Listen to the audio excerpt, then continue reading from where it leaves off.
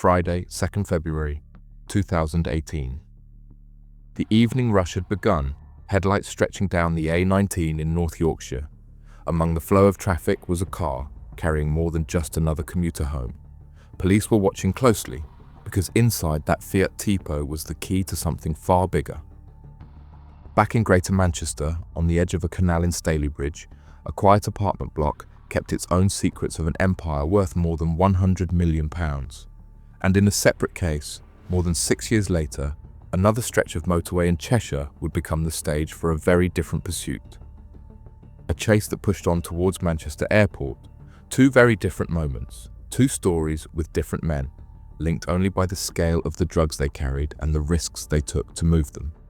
This is the story of Marcus Callaghan's £100 million empire and Neil Corrigan's desperate motorway escape, and how both were finally brought down.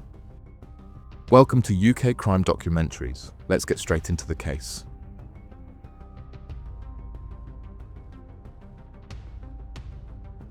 Marcus Rico. Anthony Callaghan was just 34 years old when he set himself up as the head of one of the most organised drug networks in the north of England. On paper, he styled himself as a businessman, a company director of Callaghan Solutions Limited. But behind the veneer of legitimacy, the business was built on Class A and Class B drugs, supplied on what prosecutors would later describe as an almost industrial scale. The structure mirrored a real firm. At the top sat Callaghan, controlling operations from his Canal-side apartment in Stalybridge. Beneath him, right-hand man Theodore, known as Theo Henry, aged 30, handled day-to-day management. Couriers such as 25-year-old Canal Henry kept the line moving, making repeated journeys between Manchester and Teesside. Handling the cash was Rui Ju, a 39-year-old money man based in Birmingham, trusted to move hundreds of thousands at a time and keep careful Mandarin language ledgers of what came in and what went out. On the receiving end of the pipeline was 34-year-old Thomas Jaffray, head of the Middlesbrough side of the conspiracy. We will talk about it in a few minutes. What made the enterprise stand out was not just its scale, but its discipline. There were business premises as well as debt lists documenting who owed what. Above all, carefully structured roles, each with its own responsibility. From Manchester to Middlesbrough, the supply line ran with the precision of logistics. It looked like a company, but its commodity was cocaine, heroin, and cannabis, and its turnover was calculated in tens of millions.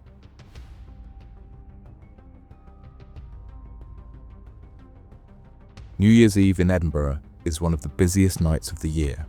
Hotels are fully booked, the streets crowded, and champagne flows as the clock ticks towards midnight. For Marcus Callaghan, it was the perfect setting to play the part of a successful businessman rewarding his mates. In December 2017, Callaghan organised a trip north of the border. 3 of his trusted associates were booked into the Principal Hotel, one of Edinburgh's most prestigious addresses. On New Year's Eve, a single room could cost more than £800, and Callaghan covered separate rooms for his men, ensuring they arrived in style. It was corporate hospitality, but in the language of organised crime. That evening, the group moved on to the Opal Lounge nightclub in the city centre. Surveillance cameras later captured Callaghan, alongside his northeast buyer, Thomas Jaffray, and his right-hand man, Theo Henry. In front of them on the VIP table sat a magnum of rosé sparkling wine priced at £395, along with bottles of vodka and mixers. To the casual eye, it was just another group celebrating Hogmanay. To investigators reviewing the footage later, it was supplier and purchaser cementing loyalty over drinks and music. Callaghan's method was deliberate. He treated his clients as partners, mirroring the way corporate firms entertain their biggest accounts. The message was clear. This was not a loose gang of criminals. This was an operation built on trust, investment, and long-term planning. The luxury spend kept his buyers close, reinforcing bonds that would keep the supply line running smoothly from Manchester to Teesside. In Edinburgh's champagne-soaked New Year celebrations, Callaghan presented himself as a man of means, hosting his partners in a way that left no doubt who controlled the flow of cocaine and heroin across the north.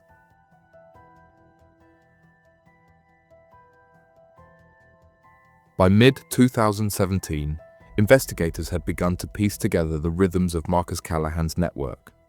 What they saw was not chaotic or opportunistic, it was measured and structured. Every movement, every car journey, every exchange fitted into a pattern designed to keep the supply line flowing and the group invisible to outsiders.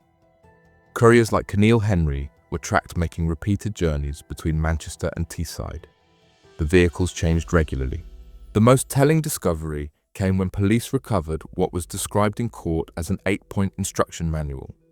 It spelled out the mechanics of daily survival for the group: hire cars, short-term rentals, and borrowed vehicles cycled in and out of use. Numbers on mobile phones shifted just as quickly. A device would last a few weeks before being discarded for another, ensuring that no line of communication stayed open long enough for investigators to exploit. Alongside the physical surveillance, investigators began unpicking the network's financial spine.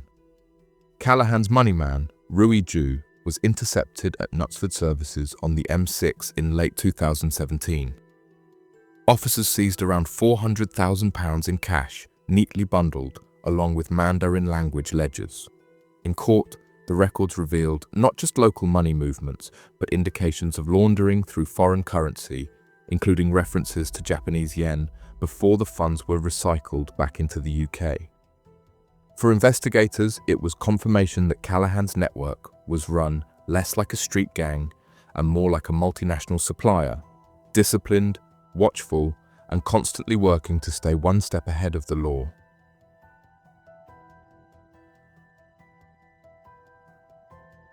The North-East link was the lifeblood of Callahan's empire. Week after week in 2017, drugs moved out of Manchester and into Middlesbrough with a rhythm that looked almost mechanical. Vehicles came and went, blending into the flow of motorway traffic. To anyone else, they were just cars on the A1 or A19. But hidden inside were consignments worth millions, shipments that would fuel the market across Teesside and beyond. On the receiving end stood a small but trusted network.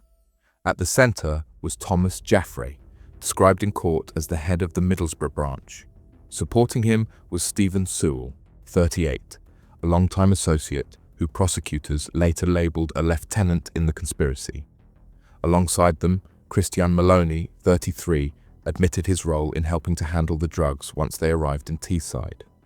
Together, they managed the onward distribution, breaking down shipments and maintaining the lines of debt and credit that underpinned the business. To make this storage was vital, and for that the group relied on Richard Llewellyn, 34. He provided a safe house in Middlesbrough, described in court as a trusted base where consignments could be held before being released into circulation. When officers later searched the address, they discovered cocaine with a street value of around £4.4 million, alongside smaller quantities of other drugs. The find confirmed how much responsibility Llewellyn had been given and how deeply he was tied into the enterprise. To investigators, the Northeast supply line showed how the organisation had matured.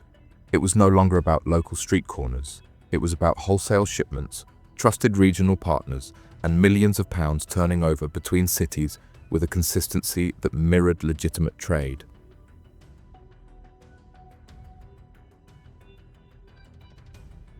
At around 5 p.m. on the 2nd of February 2018, officers intercepted a Fiat Tipo driven by 25-year-old courier Canal Henry. In the boot, they uncovered 12 tightly wrapped kilos of cocaine, alongside a smaller package of heroin weighing just over 13 grams. The cocaine alone carried a wholesale value of more than £300,000, with the potential to generate up to £4 million once broken down for street-level supply. The significance went beyond the drugs themselves. The delivery was part of a carefully timed cycle, and its loss sent shockwaves through the network. Debts that were expected to be cleared could no longer be paid.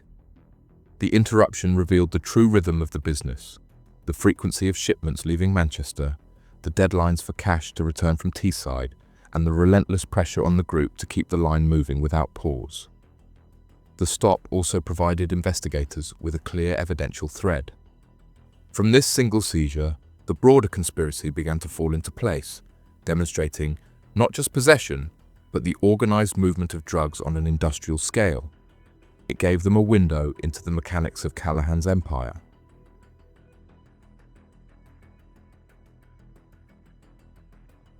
Just 2 days after the A-19 interception, officers moved in on Callahan's own base of operations. On the 4th of February 2018, they raided his flat at Canal View, a quiet apartment block in Stalybridge. To neighbours, the property looked no different from the others lined up along the water. Inside, the reality was very different. The search uncovered a mix of drugs ready for further distribution: heroin, cocaine, and around 40 kilograms of cannabis. Alongside the stockpile was cash, estimates ranging from £14,000 in some bundles to nearly £200,000 once everything had been counted.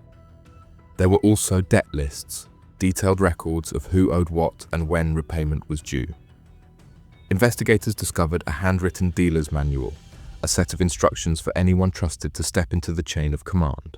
2 weeks later, police returned for a second raid. This time, they searched beneath the surface. Behind the kitchen kickboards, officers found more drugs concealed in hidden compartments. What truly escalated the case was the discovery of a firearm, a 9mm short Ingram Model 11, along with 51 rounds of live ammunition. It was the kind of weapon designed not for intimidation, but for rapid fire, capable of unleashing dozens of bullets in seconds. Its presence in a residential block, combined with the cache of drugs and cash, underlined the seriousness of the conspiracy. Across both raids, the value of the drugs seized was estimated at £32 million on the street. But the ledgers told a wider story. They detailed transactions, commodities, and returns on a scale that dwarfed even the seizures. The paperwork pointed to an overall throughput of more than £100 million, evidence of a business that had operated at industrial levels for months, if not years. The raids also gave police the opportunity to act on surveillance evidence already gathered.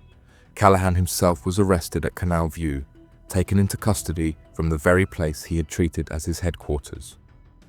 Others were picked up as the net tightened, couriers linked by phone and vehicle logs, launderers traced through intercepted cash, and regional contacts identified through addresses and ledger entries. The arrests mirrored the structure of the organization itself. By mid-February, the image was complete. A network that had projected itself as disciplined and untouchable had been exposed from within.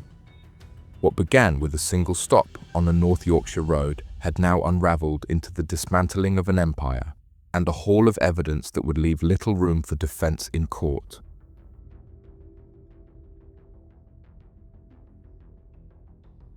When the case reached Manchester Crown Court in September 2018, prosecutors presented all the evidence that had been discussed earlier. The defense attempted to soften that picture. Callahan portrayed himself not as a boss, but as a caretaker. He claimed his role had been limited to providing safe storage, managing a property, and holding items for others. He denied the level of control suggested by the prosecution, trying to position himself as a minor player caught on the periphery of a wider operation. The jury rejected that account. All the evidence was too consistent to be dismissed as coincidence. There were acquittals on one front. Both Callahan and his courier, K. Neil Henry, were cleared of possessing a firearm with intent to endanger life. Still, the convictions on supply and money laundering charges were more than enough to ensure long sentences. In total, 9 men were sentenced. Judge Martin Rudland told the court this was a crime at the highest level. The drugs seized and the ledgers examined showed an operation that had fueled addiction across the Northeast, bringing with it the burglaries, robberies, and violence that shadowed the trade. The sentences reflected the devastating effect that Class A drugs have on individuals and communities, and the severity of those who choose to profit from them. And while those men began their sentences, another case, this time on the motorways of Cheshire, was about to show a very different kind of downfall. But the story doesn't end here, because while Callahan's empire was being dismantled in Manchester and Teesside, another case was unfolding years later on a different stretch of motorway. Right after this case, we will discuss another, so stay with us. Callahan received 24 years. His right-hand Theo Henry was handed 21 years for his role. Courier Canal Henry was sentenced to 12 years. Jerome Hamilton, acquitted of drug conspiracies but convicted of laundering, was given 4 years after the court heard he suffered from learning difficulties and schizophrenia. Rui Zhu, the money man, received 6 years. On the Teesside end, Thomas Jaffray was sentenced to 13 years and 4 months. Stephen Sewell was given 10 years and 8 months. Richard Llewellyn was sentenced to 7 years. Christian Maloney, who had also admitted his part, was due to be sentenced separately.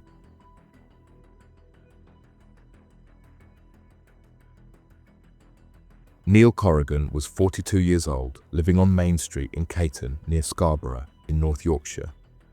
Unlike Callahan, he was not running a sprawling empire with multiple layers of management and ledgers of clients. Corrigan's role was simpler, but still devastating in its impact. He was a courier and dealer, moving consignments of heroin with a single vehicle and relying on speed, nerve, and the hope that he could stay one step ahead of the police. His vehicle was a white Mercedes Sprinter flatbed van, the kind often used for deliveries or small business jobs. On the outside, it blended in easily with motorway traffic. But in March 2024, it carried something far more dangerous than tools or equipment. We will talk about it in detail in a few minutes. Though there was no link to Callahan's operation, the themes were strikingly similar. Both cases turned on the risks of transporting large amounts of drugs across the country's motorways.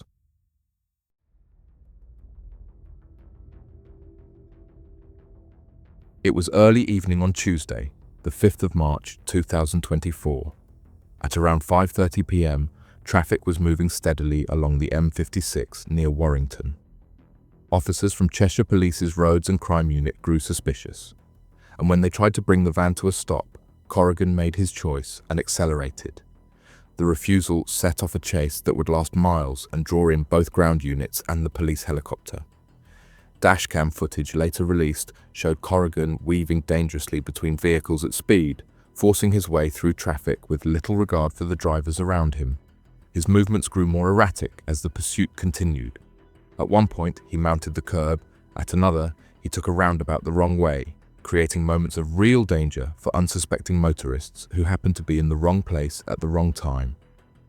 The chase pushed east, leaving the M56 and heading towards Manchester along the A555. By now, the white van was a beacon on police cameras, one vehicle refusing to slow down, its driver desperate to escape. With the helicopter overhead and unmarked units closing in from behind, Corrigan steered towards Manchester Airport. At Terminal 1, the pursuit came to a head. Corrigan smashed straight through a barrier at the entrance to a multi-story car park. The van came to a halt, blocked in by the layout of the airport grounds. Realizing his escape on wheels was over, he abandoned the vehicle and ran. Police officers gave chase on foot, tracking him across the forecourt and towards the Radisson Blu Hotel. Within minutes, he was detained. Back on the M56, the damage of his attempted escape became clear. Officers retraced the route and recovered evidence of what Corrigan had thrown from the van during the chase. 2 brown packages were found, each containing a kilo of heroin. Alongside them, 2 empty bags were located, with remnants of the drug spilled across the carriageway, a clear indication that more had been discarded in haste. The recovered heroin weighed in at 2 kilograms. A police expert put the street value at around £142,850. Given the spillage and the 2 empty bags, investigators concluded Corrigan had been moving a larger load, likely worth in excess of £285,000. What began as a traffic stop had turned into the seizure of a significant consignment of Class A drugs. The pursuit showed 2 sides of Corrigan's offending. In his van, he was carrying a cargo capable of flooding communities with misery. On the road, his reckless driving, weaving at speed, mounting curbs, going the wrong way, risked the lives of ordinary people on their evening journeys. The drugs alone would have been enough to bring him before the courts. The way he tried to escape sealed it.